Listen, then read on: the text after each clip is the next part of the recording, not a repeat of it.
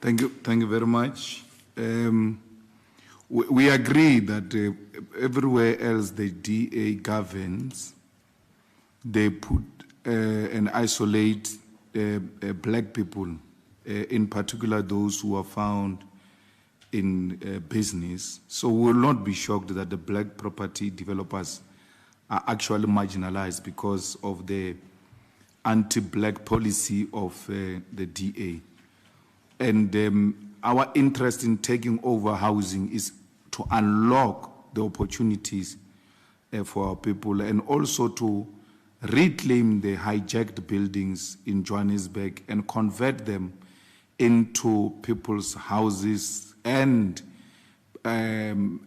student accommodation. You can't take away the fact that there are a lot of institutions of higher learning that are found in Johannesburg, and we have a responsibility to house these children in a much more safer environment. We don't know, and sitting here, we didn't know that the PA wants housing in Johannesburg. We are not in a competition with the PA. We know what we want, and depending on how the negotiations go, at the end of the day is the mayor who must make those appointments coming out of the engagements with different parties. Whether the PA is in the executive with us or not, we have nothing to do with. We didn't appoint them. And actually it will help us to expose more factually the thuggery conduct, if there is such, in these municipalities and in those departments that they will be leading. Whether the ANC is in that executive or not is none of our business. They are not appointed by us. But it will help us to have the more insight and to factually take them head on, including pursuing some of the criminal charges against some of these people. I mean, the PA stories when they were leading what market? What? Johannesburg market. It was horrible, man. Horrible. I mean, it was alleged that Kenny Kunena will even want to sit in the management meetings. Such behavior, we can't allow that. And when we are in governance and in the executive committees, the workers, the managers, everybody else develops more confidence in us and share that information with us, and we can confidently expose such conduct, which is unacceptable. Dunga is not going to resign from Ekurhuleni. I just announced that we are going to play some very significant role in the legislature and the executive of Ekurhuleni, and he will be one of the deployees of the EFF in Ekurhuleni. So when we say there are new development and therefore others must resign to give way for others so that you lead at all fronts, it does not automatically mean that those who are elected in the province must go to the legislature. You take them where you think they will have a meaningful impact, and we think that he will have a meaningful impact in the Ekurhuleni municipality. I think everybody has come to accept that the ANC is going to be below 40%. All research points to that direction. And it's for the opposition to consolidate. And again, we are going to see the DA staggerish and white supremacist conduct at that level. Because it is only the DA's racist attitude that can bring the ANC through the back door. If the DA says, let everybody come together, because the DA must come to accept that there is no way you can constitute government in the opposition without the EFF, whether they like it or not. So once you push away the EFF, you are opening a way for the ANC. Everywhere else you see the ANC coming through a back door and through all of these arrangements that gets to be made, is the DA that has refused the consolidation of the opposition parties.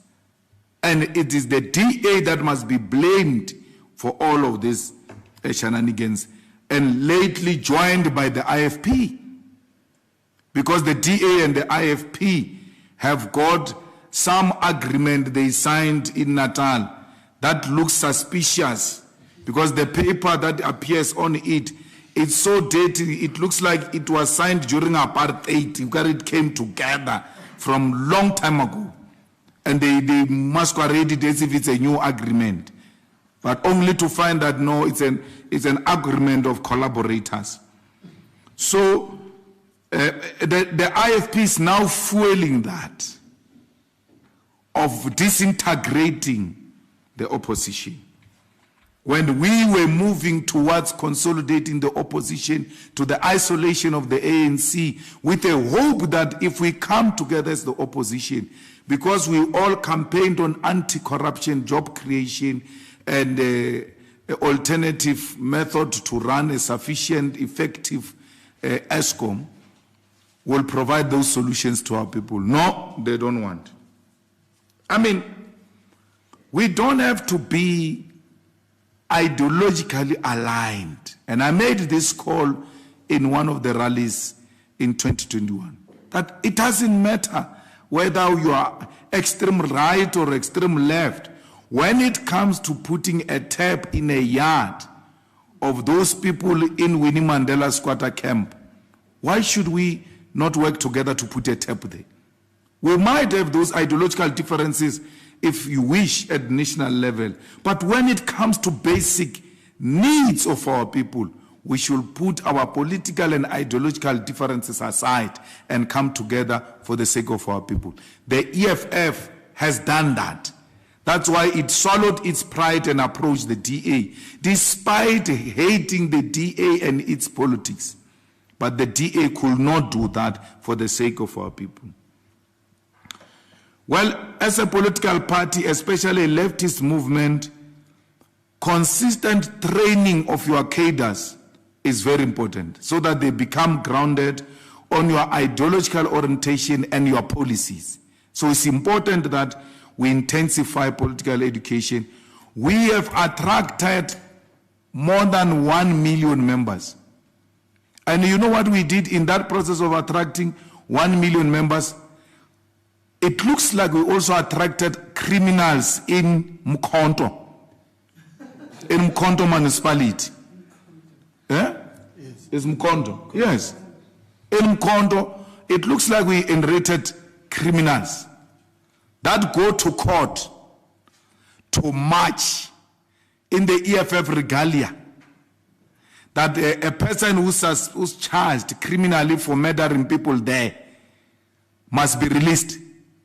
That is not our EFF.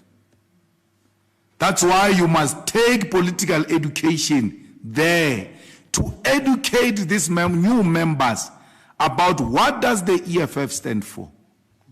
We don't stand for murderers. And after the Mpumalanga leadership gave us a reassurance that the person who's charged of murder in Mkhonto, that mayor, is not our member. The SG went to the membership system. He's not in our membership system. Why do you wear our T-shirts and go and support a suspected criminal? That's why political education is important consistently, so that it can eliminate potential criminals that we might have attracted amongst our ranks. The ANC will never end load shedding. The ANC will never end unemployment. The ANC will never give us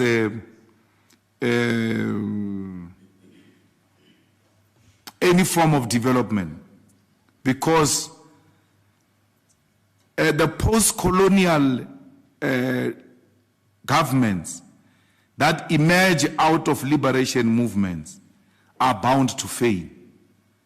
Fanon teaches us about that. And the ANC, you can see that it was not hating apartheid, it was envying it, because they are continuing with everything else that apartheid did. You know, Guys, let's go back to 1994. Without BEE, without anything. 1994, a democratic breakthrough. White business people went to fetch black people into their companies and said, let's work together, because they were seeing that democracy is here. But upon realizing that, man, these people are not what we thought they are, they chased every black person out because they knew that these people envy us. They have no problem with us at all, continuing business as usual. So that's what happened. When Zuma came, for some reason, the white people were very scared of him and were amenable to ideas of BEE. When he left, they chased everything else of BEE because they said, our man is now in charge and we don't need any of those things of the BEE. So more than white people being a problem, the problem is the ANC. The white people want policy certainty of where does this government stand on this. They will comply.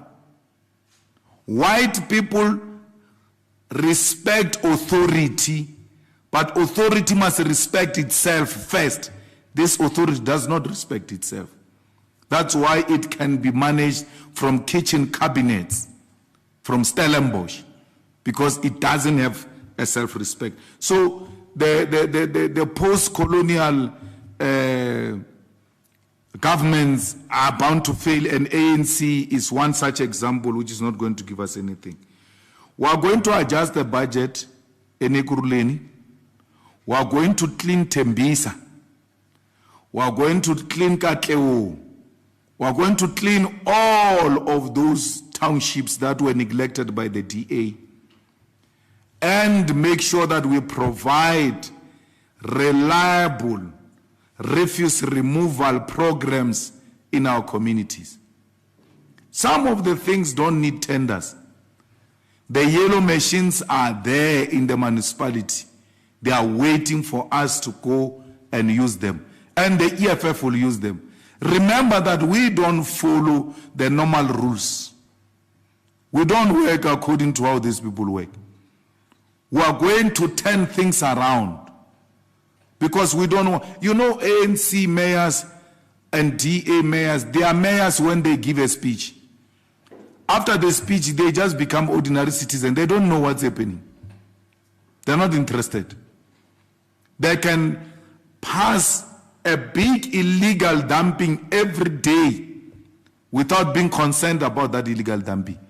They can pass a big pothole every day without being concerned about that big pothole. But they just gave a speech about it.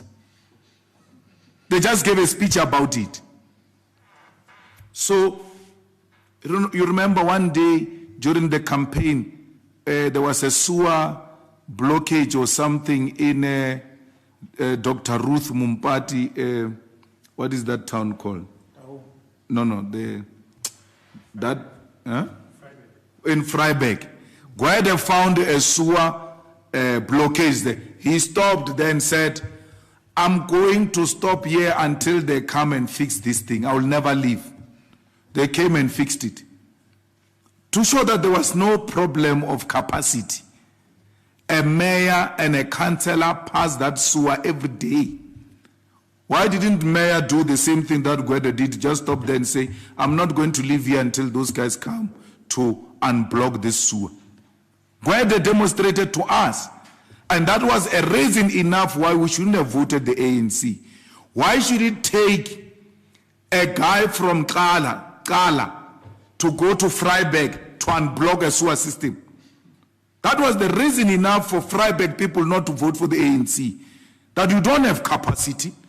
The Kala guy came to show you that this thing is possible to resolve it within a day. So, Gwede's demonstration is exactly what we are speaking about in the EFF. That some of these things don't need tenders.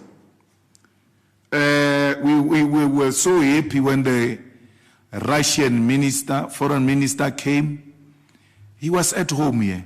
This is home, really. Russians have not done anything wrong to anyone. You have a problem, go and talk to NATO.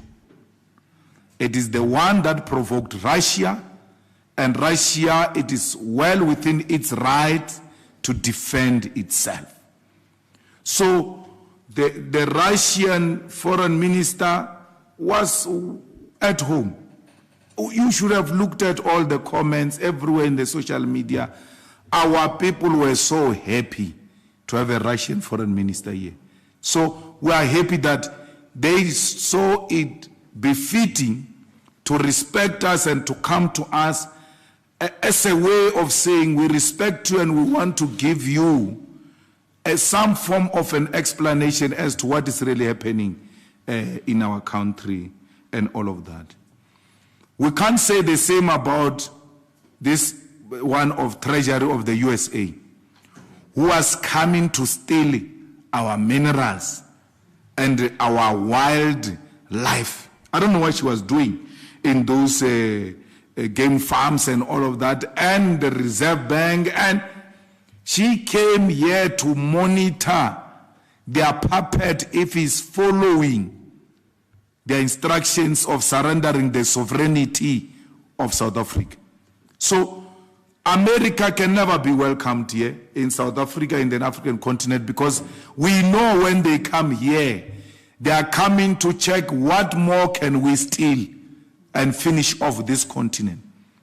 So she was even going to Mpumalanga to go and run some symposiums or something on just transition and how renewables work. You can see that she was preparing to indoctrinate our people to abandon coal so that they can enjoy to build their own economies with our coal while we are swimming in darkness.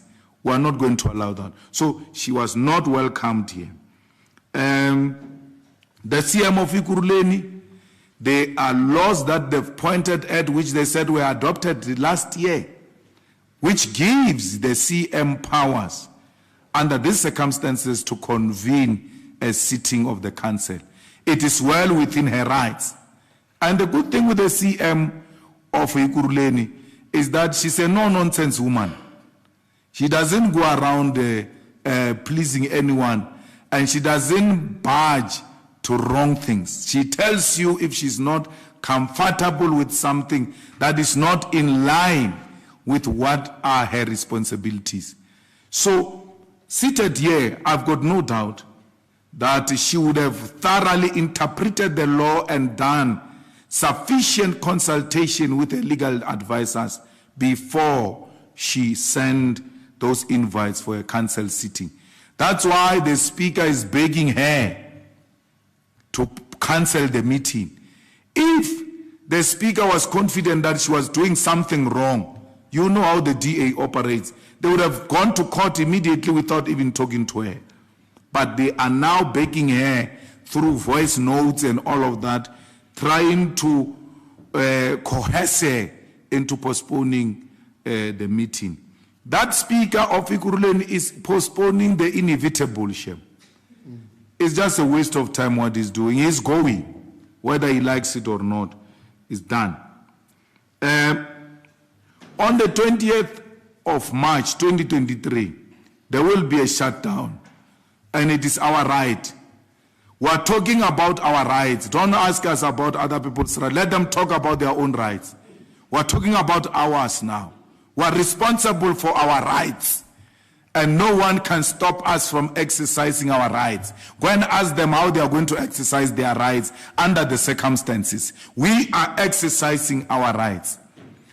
There will be no school, there will be no university, there will be no factory, there will be no bus, no taxi, unless they are taking protesters to the picket lines. There will be no truck to Richards Bay. There will be no train to Richards Bay. There will be no big roads that will be operating on the 20th of March unless it's emergency services.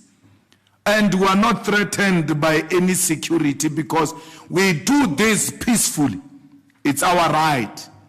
And if they want to come and violate our rights, they will find us ready. No one is going to intimidate us. South Africa will come to a standstill.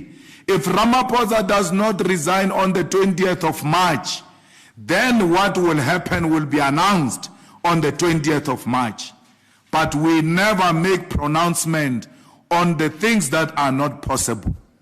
Whether Ramaphosa likes it or not, he's a mess in this country.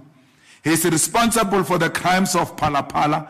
And it's not me who's saying that. It's the former Chief Justice who says there is a prima facie evidence for Ramaphosa to answer on Phala. Why would you want to continue as a president after being found with dollars that are not declared to Reserve Bank and SARS? Why would you want? I asked Ramaphosa, I'm not speaking to you here because Ramaphosa is not here. When he called a meeting of political parties, everybody said this state has failed. And I said to him, everybody, including the ANC in this meeting, said the ESCOM has failed, the state has failed. They mean you, because you are the presider of this failure. Why do you want to continue as a president? Everywhere else, if this EFF start declining and is dying, under my leadership, I have to resign and allow someone else with capacity to take over this organization. Ramaphosa, I said to him, even if you have not done anything wrong in your mind, but evidence is all there that you have not done anything right. There's nothing that he has ever done since he took over that he has done right. So the regions of the EFF, the provinces of the EFF, commissars of the EFF must go to the pastors, must go to traditional leaders, must go to taxi associations, must go to the shop owners and all progressive South Africans to come and join the mother of all shutdowns.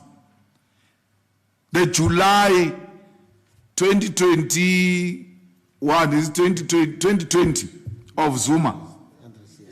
Huh? Yes, of Zuma, yes. The unrest of Zuma is going to look like a Mickey Mouse. Musina, there will be nothing that is moving.